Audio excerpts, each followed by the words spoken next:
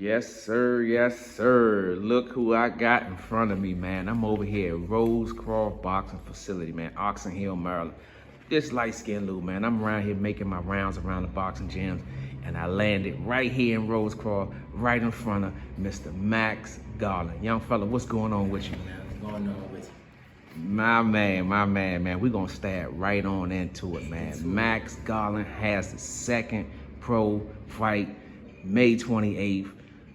Right in DC, man. How you feel about that, man? Man, I'm excited. I couldn't wait for a home fight. And I got in my second pro fight. I mean, it's just unbelievable. And I can't wait to show my fans and family, everybody that can come out, just what I can do. That's right. So what you basically saying is you want to make sure everybody know that first joint on Showtime debut ain't a fluke. Nah, it ain't no fluke. That joint, see, that little PVC joint I had out there, that isn't gonna be nothing to compare to what I do May 28th. Okay. Tune in, come see what I'm about. I'm telling you. Okay, so now that we are on May 28th, what should the people expect, man? Because it's a big build up on you, Max. What should people expect, man? Man, I mean, you expect nice, clean boxing. Of course, behind the jab and all that. I mean, the knockout it come. I ain't looking for it, but I'm prepared to go 4 rounds.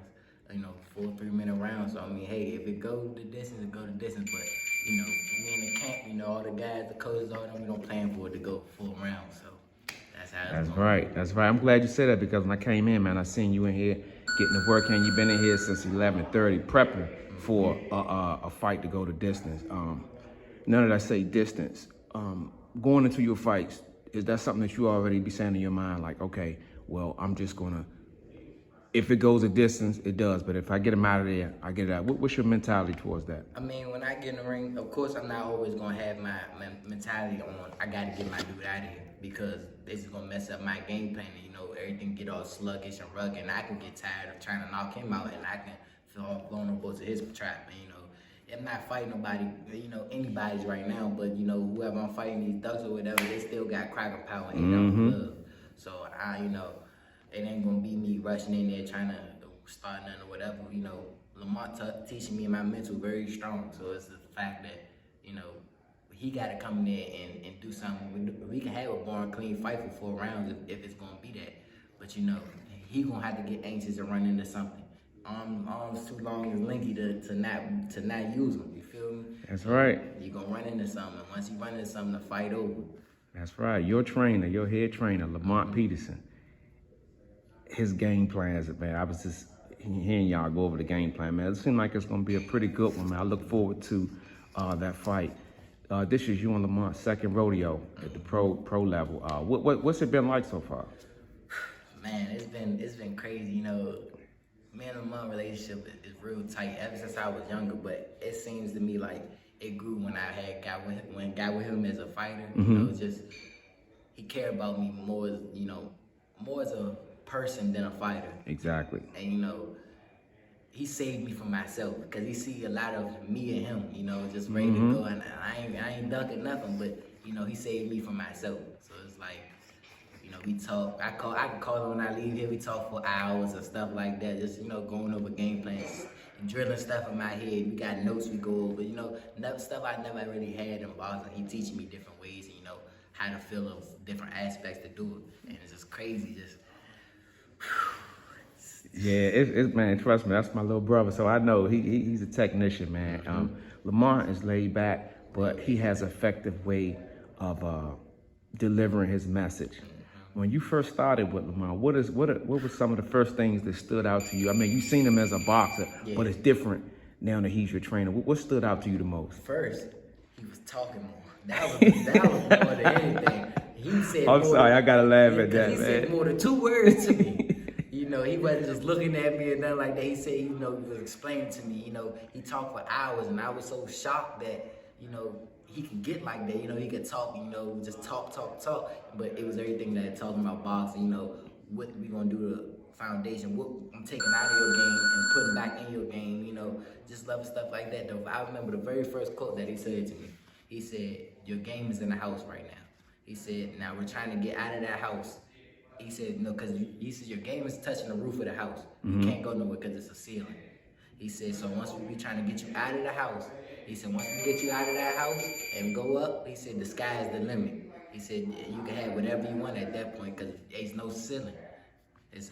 That makes a lot of sense, man. It's just straight up. You feel me? So I'm assuming that, you know, him only saying 2 words to you before you was a trainer, then when he became a trainer, the words that start coming in, I'm pretty sure you was just like, it throw you off a little bit. But I'm pretty sure the message got home because I'm starting to see a lot of new wrinkles in your game. And I've been following your game and, you know, hearing it on the streets, man. You got a lot of new wrinkles, and I would like to think that it's all because the environment that you in. It seems like they keeping you, you know, just keeping you focused and keeping you trained up, man. The people I got around my whole camp, the training camp, you know, Sean Baker, Lamont, you know, even and all of them. But it's just the fact that they know me, they know the type of person I am, so they, you know, they save me from myself.